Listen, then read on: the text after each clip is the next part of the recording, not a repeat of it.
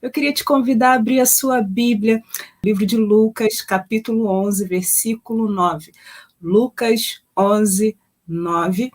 E o segundo texto é João 19, 30.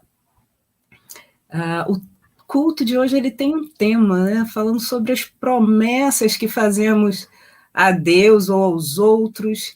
E quando eu vi esse tema, eu perguntei: Deus requer de nós, Deus requer de cada um de nós promessas? Quais são as promessas que Deus requer de nós?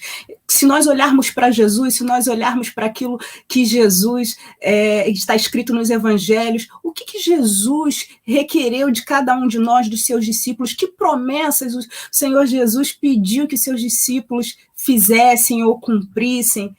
E se a gente caminhar um pouquinho mais nessas perguntas, se nós assemelharmos as promessas a voto, quais votos o Senhor exige de nós? Quais votos o Senhor requer de cada um de nós?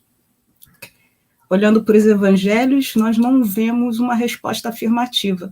A Bíblia não nos diz para fazermos promessas, a Bíblia não diz para nós fazermos votos, mas é comum em algumas práticas religiosas fazerem promessas, fazerem votos, é comum.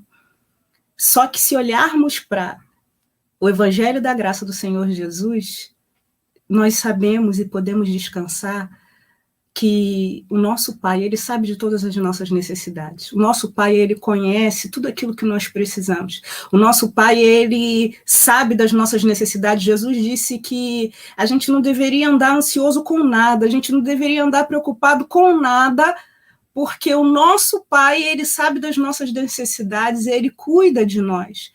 Então, nesse caminho que pode ser comum, né, se olharmos para uma tradição religiosa, se nós falarmos assim, olha, tal determinada pessoa fez uma promessa, se Deus me conceder algo, eu vou fazer isso e aquilo.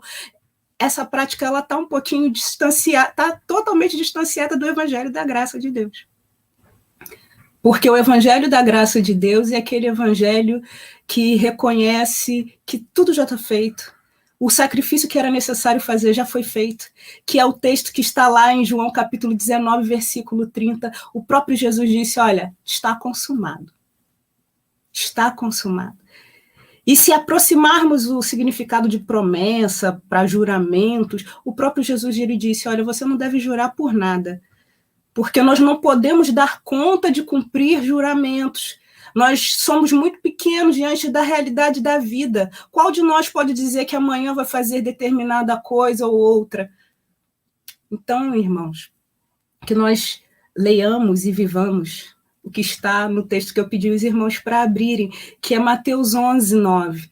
Diante da dificuldade, diante da necessidade do milagre que perpassa cada um de nós, momentos difíceis, momentos de desespero, momentos de dor, e diante desses momentos, Jesus ele diz assim, olha, pedi e dar-se-vos-á, buscai e acharei, batei e abri-se-vos-á, porque todo aquele que pede recebe, o que busca encontra, e o que bate abri-se-lhe-á. Então, creia nessa palavra. O evangelho é simples, é o evangelho da graça. Não é preciso promessa, não é preciso voto. Se você fez, faça como a própria Bíblia no Antigo Testamento diz, cumpra os seus votos, não os tarde em fazer. Mas aquele que já está vivendo, crendo na bondade do Senhor, e ciente de que o Evangelho é graça, é amor, não precisa de promessa. Não precisa de nada além de crer, viver, ser aquilo que o Senhor determinou e estabeleceu para cada um de nós. O Senhor sabe das suas necessidades. O Senhor sabe das nossas necessidades. Ele cuida de nós. Um bom domingo.